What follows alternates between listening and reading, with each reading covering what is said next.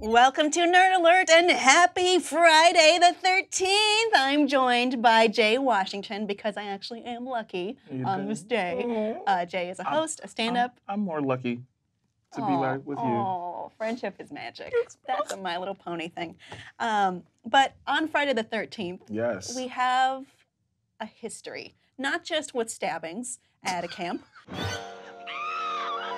but also it's considered a very unlucky day. Yes. I don't know why Friday is considered unlucky, but I do know that 13 is often regarded by different cultures as being unlucky. That's why some hotel rooms don't have a 13th floor. Elevators don't go to the 13th. Some airlines don't have a 13th row on their planes. They'll have like 14A, 14B, which is silly in my opinion, but... Because it's like, it's right there. We know it's there. I know what it is. My thing is, even if I skip over it, the next one technically is still 13. Just because you didn't number it 13, it's still 13. I know what the truth is. I know how to count. You can lie to me, but I know numbers. My mama taught me how to count in order. You just skip a space, but that's still 13. Right?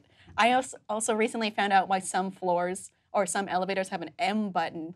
It's because M is the 13th letter, so they did that instead because they were superstitious about it. I mean, literally the idea of superstition is the belief that supernatural forces, you could say fate, you could say the universe, have this desire to influence unpredictable factors, and you need to resolve uncertainty somehow by pledging fealty or offering something upon the universe or the forces or the supernatural fates. I don't know, you could knock on wood. You could develop certain habits. So I grew up, my grandmother was from Birmingham, Alabama. So in Southern Baptist households, they are very superstitious. On New Year's, you have to cook pork and black-eyed peas. I have those. Have $1 and cabbage. Have $1 above your door sill so it can bring money in.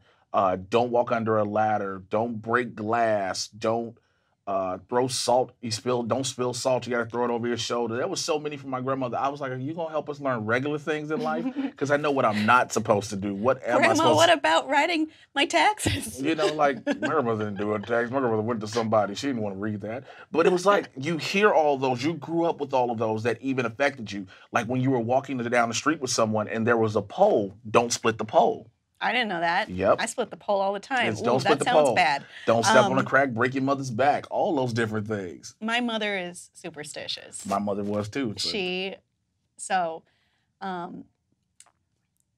My boyfriend gave me a set of knives for a gift for I don't know, maybe my birthday, maybe Christmas. It was this nice set of kitchen knives. Okay, that's a hellified relationship gift. No, it's good because I was like, I need knives, and he did it. Okay. And then I told my mom, and she was like, what?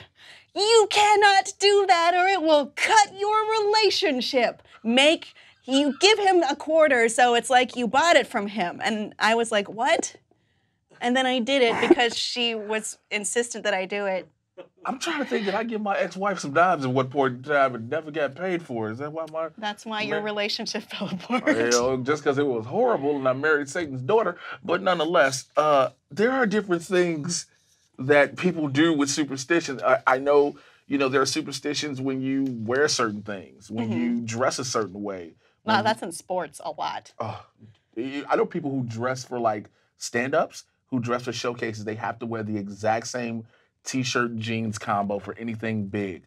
And I tell them, I hope to God you bought an 8-pack of those T-shirts at least. Because if that's the same shirt and it smells like you want to be alone, stay away from me. It smells like you want to be alone. It's a very nice way of saying you stink. Yeah. But there is a little bit of scientific research into superstition, which is interesting because it's not something you would normally think of, or, studying the idea of luck or fate or what have you. Researchers subjected scientists, because they wanted to see if scientists are superstitious, because logically they should be the most rational people. They shouldn't be expecting one outcome or the other going into something. Even Niels Bohr was superstitious, who won a Nobel Prize for physics. So researchers subjected scientists to time pressure, reasoning that they could expose a person's uncensored biases. They were twice as likely to approve of statements such as, trees produce oxygen so that animals can breathe. That comes from professional physical scientists display tenacious teleological tendencies from the Journal of Experimental Psychology. And other studies found that most likely kids preferred explanations about like, well, her house burned down because she needed to learn a lesson about playing with matches. A lot of times even they found different studies that put atheists in that realm of, maybe if you don't believe, you still believe in superstitions, at least in the study.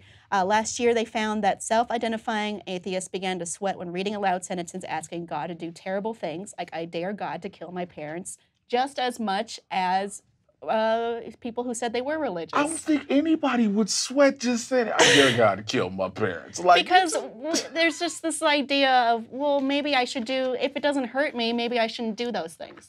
Yeah, but that's not hurting We all have those here in our head.